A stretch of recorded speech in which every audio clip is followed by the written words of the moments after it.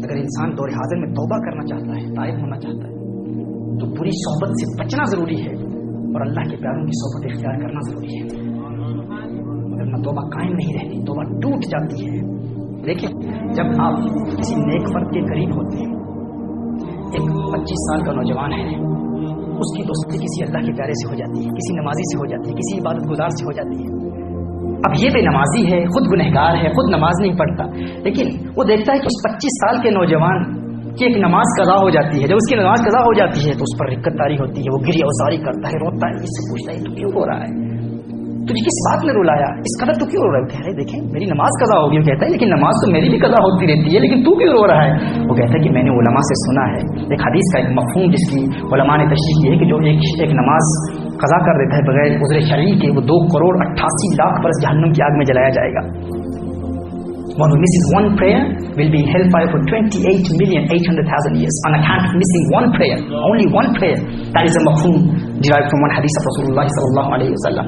وہ کہتا ہے کہ میں دیکھتا ہوں اپنی ناتوانی کو، اپنی کمزوری کو،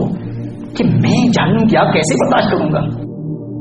تو یہ بھی 25 سال کا نوجوان، اس کا ہم عمر ہے، یہ اس سے جب گفتگو کرتا ہے تو اس کے ذہن میں یہ سوال ضرور پیدا ہوگا کہ یہ بھی میرا ہم عمر ہے، اس کی عمر بھی 25 سال ہے، میری عمر بھی 25 سال ہے، یہ بھی انسان ہے، میں بھی انسان ہوں، یہ بھی مسلمان ہے، میں بھی مسلمان ہوں، جس طرح اس نے مرنا ہے اس طرح میں نے بھی مرنا ہے۔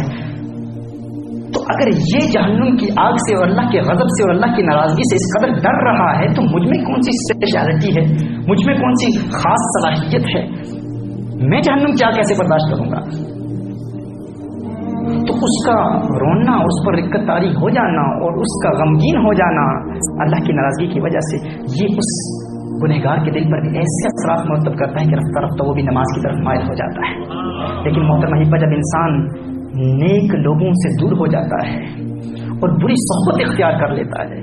بروں کے قریب ہو جاتا ہے، گنہگاروں کے قریب ہو جاتا ہے، تو وہ امور، وہ چیزیں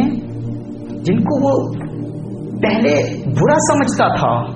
بروں کی صحبت کی وجہ سے وہ ان میں بھی پھر برائی نہیں دیکھتا۔ اب دیکھیں ایسے لوگ جو پہلے شراب پینے کو گناہ سمجھتے تھے، برا سمجھتے تھے، شرابیوں کے قریب تک نہیں جاتے تھے، انہیں نفرت ہوتی تھی، بے نمازی ہونے سے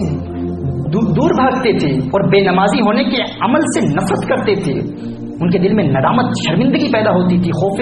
خدا پیدا ہوتا تھا، جھوٹ سے نفرت تھی، غیبت سے نفرت تھی۔ لیکن جب وہ جھوٹ بولنے والوں کی صحبت اختیار کر لیتے ہیں،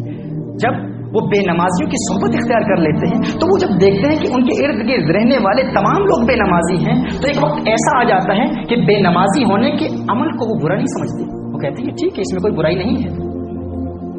ایسا ہوتا ہے کہ ایک وقت آتا ہے کہ صحبت، بری صحبت کی وجہ سے، وہ ایک عطار کی بیٹی تھی نا، عطار کہتے ہیں عطر فروش کو، عطر بیچنے والے کو،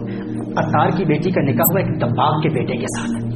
دباغ وہ جو چمڑے کی دباغت کرتے ہیں، جو دباغ چمڑا بیچنے والے کو کہتے ہیں۔ عطار کی بیٹی کی شادی ہو گئی دباغ کے بیٹے کے ساتھ۔ اب جب وہ اپنے نئے گھر میں آئی، اب جانتے ہیں جہاں چمڑا بنتا ہو، جہاں چمڑا تیار ہوتا ہو، جہاں چمڑے کی دباغت کا عمل ہوتا ہو، وہاں بدبو بہت زیادہ ہوتی ہے، بہت شدید بدبو ہوتی ہے۔ تو وہ جب وہ بہو نئے گھر میں آئی تو گھر کے ایک کونے میں بیٹھی رہتی، اپنا ناک پکڑ کے بیٹھی رہتی، گھر میں کوئی کام نہیں کرتی۔ اس کی ساس نے کہا کہ تیرا یہاں آنے کا کیا فائدہ، کہ جب سے تو آئی ہے نہ کوئی کام کرتی ہے،